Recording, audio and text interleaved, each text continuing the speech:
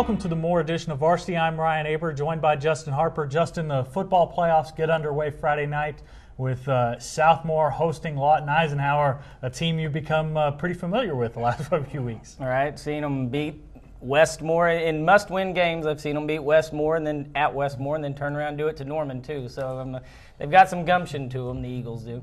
Yeah, they look like that their season was pretty much done early, and they bounced back and made the playoffs. But we're here mainly to talk about Southmoore, a team that coming off a big win last week against Mustang to win District 6A1. Yeah, a huge win really, because those two teams both progressed as the season went, and it was such a crazy district that you never knew who was going to win or who was the best. But by the end of the year, those two established themselves as the two best, and so it was just ironic and lucky that they faced off in the final game. And it was a great game, and Southmoore wins by 3, 22-19. And I think that was the right team to win the district. And you figure that Southmoore should get past Lawton this week, but starting in the second week, they're going to have to face off against some of the better teams from the east side. They'll take on either Owasso or Bartlesville. Owasso is a team that's been playing a whole lot better until they lost last week to Stillwater. Bartlesville's only losses came to the top teams in their district in Jinx and Broken Arrow.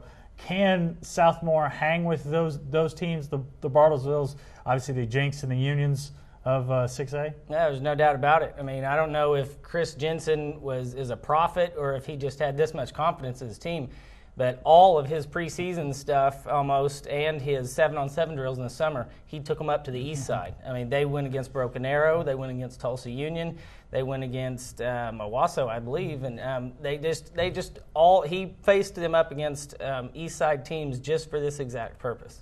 And you wouldn't, because of that, you wouldn't think that Southmoore would be intimidated like some of the other teams have looked, at least when they got to that level of the playoffs.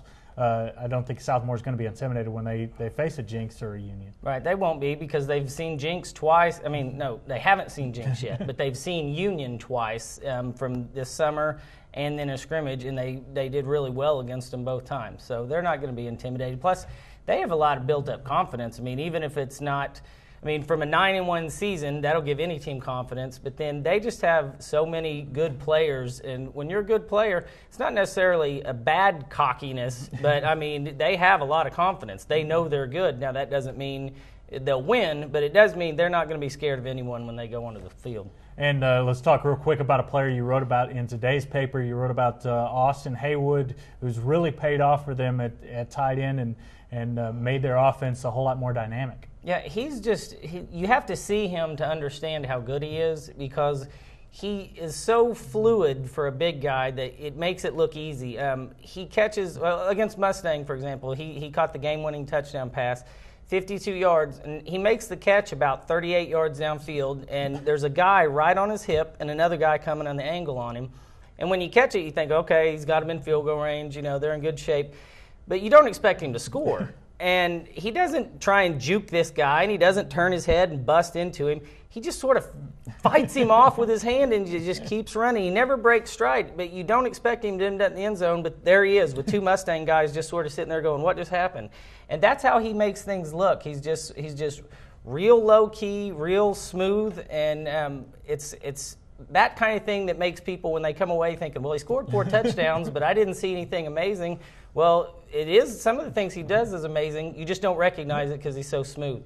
It'll certainly be fun to watch him and the SaberCats in the playoffs. Justin, thanks for joining us. Thank you, and check us out every day at newsok.com/varsity for the best high school coverage anywhere.